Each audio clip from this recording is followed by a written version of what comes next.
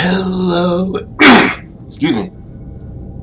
Hello and welcome everybody. This is your host Learbach, and you're just in time for me having to explain myself here a little bit. So, what you're hearing right now is post commentary, something I try not to do, but due to a screw up on my end, I accidentally deleted all the audio footage. I gathered from this episode and the next episode. So, yeah, you're going to be hearing my post commentary as I try to do my best to fill in. Oh, how long do we have here? I think 47 minutes worth of content, give or take cuts and stuff. So, yeah, in the last episode, we made it onto the internet. You'll never find a more wretched hive of scum and villainy. I also had to redo my subroutines because I loaded up the wrong save file. Here's me attempting, well. So anyway, I was gonna say there was me attempting to make a save, but then chickening out at the last second. But that, yeah. I was going to make a save. There's no idea of being, well, if I need to fall back to that save, because one of the things I try to do when I do these, and I, for some reason, haven't been doing it with Tron, but I did it with all the other games. I usually try to make a backup save for the current session, and then at the end of that session, I'm saved at the end there. So in case something goes wrong, I can always fall back on the backup save. And yeah, it's a good idea to do something like that. Always have a backup plan just in case stuff goes wrong. Stuff like this, for example. So yeah, unfortunately, this is not the case where I could go back, and this was me trying to jump past these blocks. By the way, was not letting me. So yeah, always make a backup save, kids. It'll save your life, at least in the virtual world. Come to think of it, it's actually not a bad idea to make backup saves in general, because just in case you make that one mistake, you want to have that fallback plan. So yeah, there's not a whole lot I can really say about these episodes in general, aside from we do end up finding a compiler. Unfortunately, that guy isn't going to be able to compile for us because he's a low-level compiler. Spoilers for when we do talk to him. With this code? Let's have a look. Tron Legacy Code. Most impressive. Also, in this area, don't talk to this guy until you're finished with everything you need to do. Otherwise, you may regret it, because after you talk to him, you'll have about 3 minutes, or 2.5 minutes, where you have to defend yourself against viral programs. Yeah, viral programs are not fun to deal with. We've dealt with them earlier before, but in smaller doses. Oh, this is 2 minutes, never mind, not 2.5. I get my times wrong. Viral programs in large numbers are a pain to deal with because they will infect just about your entire system, your entire subroutine, all your subroutines, and it can be very painful trying to deal with it, deal with that kind of thing, because it's not fun having to clean your system, much like in real life. It's not fun having to clean viruses out of your computer.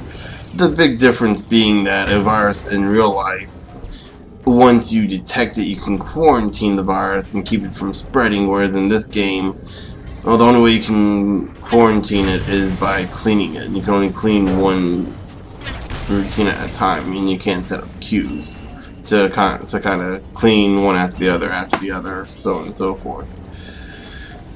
It makes cleaning programs, or cleaning subroutines in this game, really difficult to deal with. To the point where it's like actually one of the recommendations I can give is actually to actually remove infected subroutines off and then clean them one by one, bring them back on your bar slowly over the course of time. And I believe right here we're about to get introduced to or at least get a brief glimpse of an enemy I really don't like in this game. Primarily because of the way you can only defeat them in a certain way, because they only allow for they're getting infected by like everything's getting infected. We got the submask and the I forget what the legs are called. Support safeguard being infected. Right there you see me removing the support actually. Because once you're cleaning it, it's technically under quarantine, so it's not actually going to cause a problem. Right there, the robed enemy right there, the data wraith.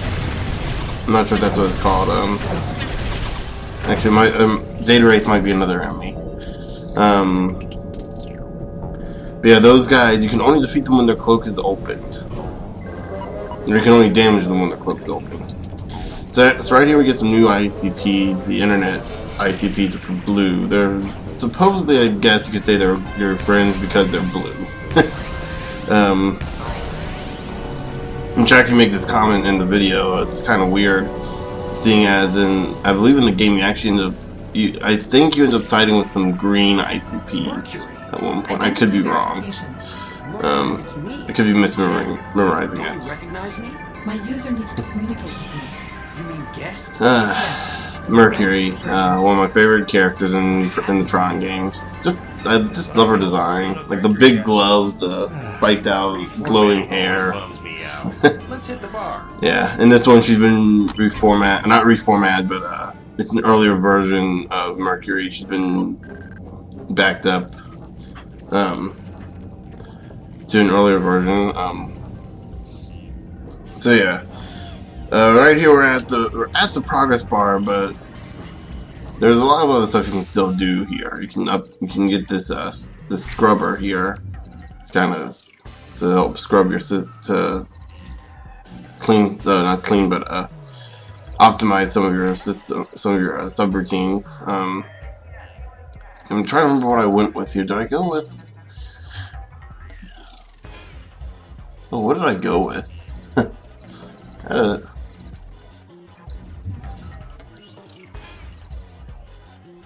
I think I went with the LOL rifle, the LOL rifle. It's been most of this time actually just planning what my next move is going to be, where I'm going to put everything. There's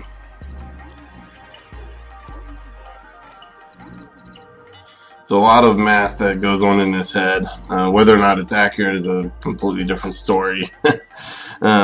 I try to be at least somewhat accurate. Not exactly an easy thing to do at times. I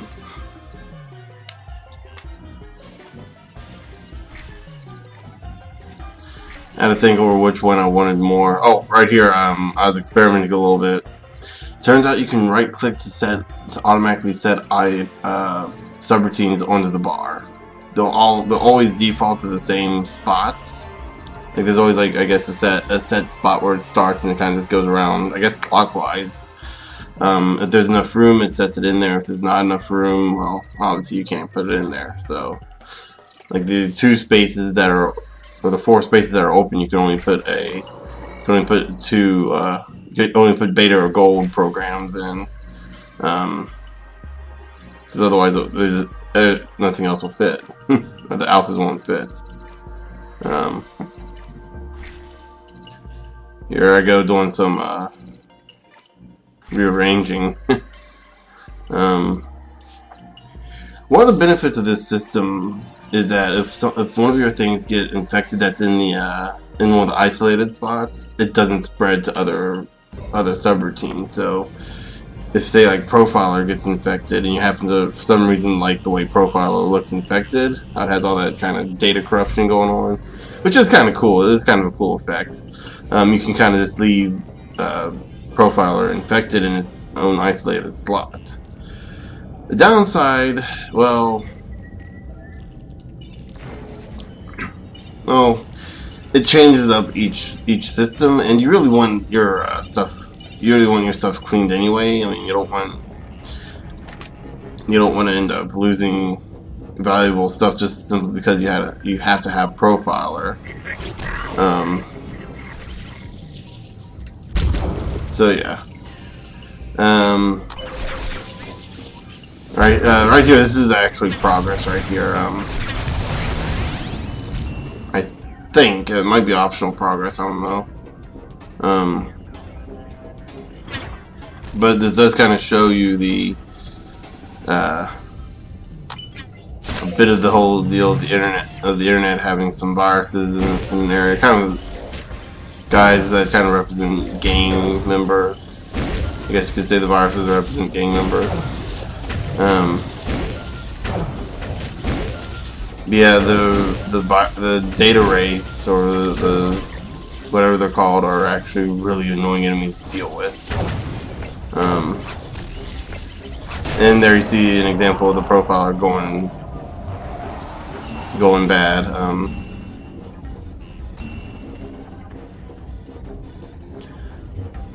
Yeah, like I said, I really don't. I like the way the data wraiths look. Thank you, young sir. Take this permission as a token. But they are just frustrating to deal with because, like I said, you can only hit them when their cloaks are open, which they're open more times than not. But like, even with your strongest weapon, it does no damage, or does next to no damage when their cloaks are closed.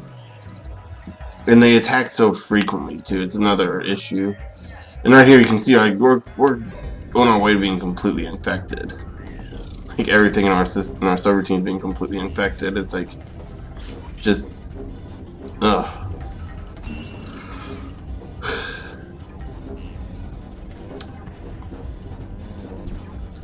So yeah, now I gotta try to fill up some. How much time do we have left? I gotta try to fill out like 10 more minutes.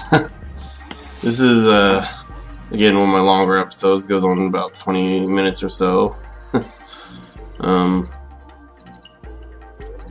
actually ended up going further than I planned to, because unlike with all good games, you end up spending a lot more time playing them than you intended. You know, it's the RPG principle. One more level, just one more level, just one more level, and you know, next thing you know, 5 hours later, and 14 levels higher, or Minecraft. Just 5 more minutes, 5 more minutes, 5 more minutes. Next thing you know, you blew your entire afternoon. You're late for work. Your boss wonders why you were late, and you had to explain to him. You had to come up with a pretty convincing story on the fly, because obviously I was late because I played a video game isn't going to fly with your boss. That's never actually happened to me before. I'm just saying as an example. So yeah, one thing I want to warn about the progress bar here: you can actually go into it from the water without ever having to step on the bridge. Just how the whole thing works.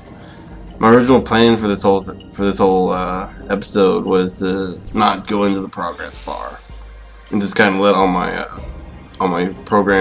subroutines get cleaned first.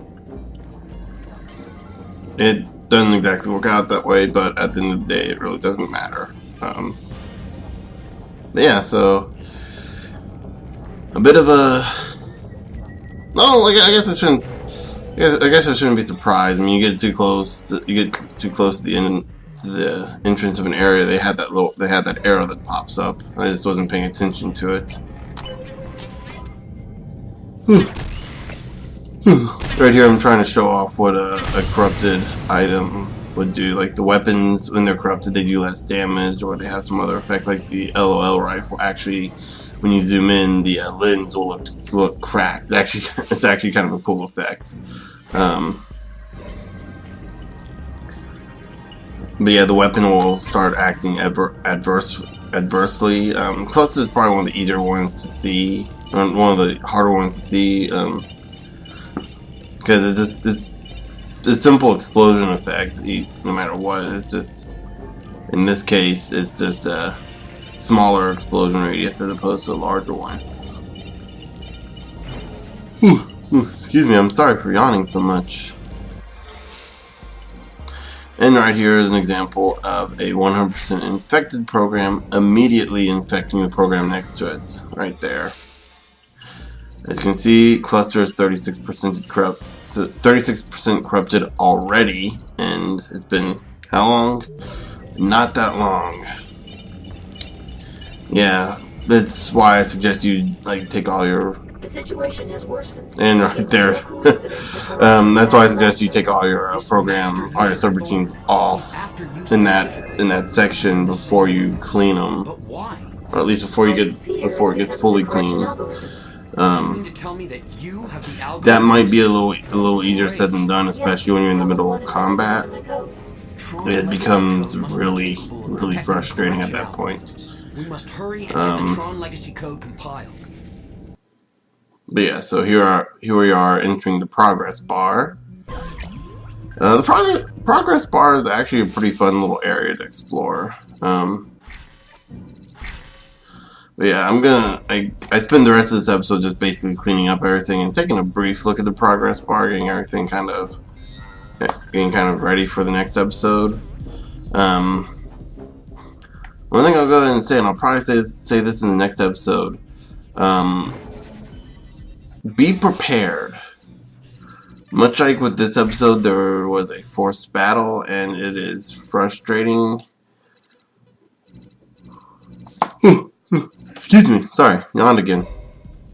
The dangers of doing these things late at night when you're sleepy. I'm not like sleepy, but it's like 9:40 at night. I usually go to bed around 12 or 1, so this is getting kind of late. But yeah,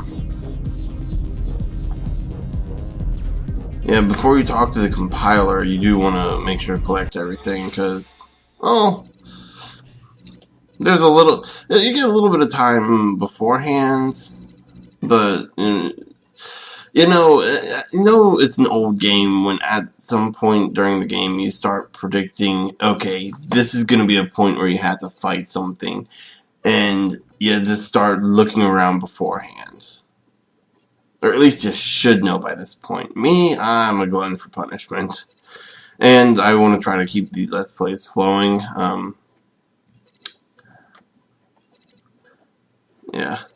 Yeah, and this part I did a lot of the stuff, because I played these games a lot, or sometimes I only played through a game once or twice, or it's been a while since I played through it, stuff like that, and it's just, so, while I remember the game being great overall, what I don't remember is the little details that really, little details. Certain things, of course, you'll remember, the things that are really frustrating. I'm trying to remember Call of War, as there's a spot that was really frustrating to me. I remember that, even though I only played Call of War as Bound in Blood twice. Once the first time I played it, and the second time for the Let's Play. It's a great game. Again, I couldn't recommend it any more than I already did when playing it. So yeah. There's not a whole lot.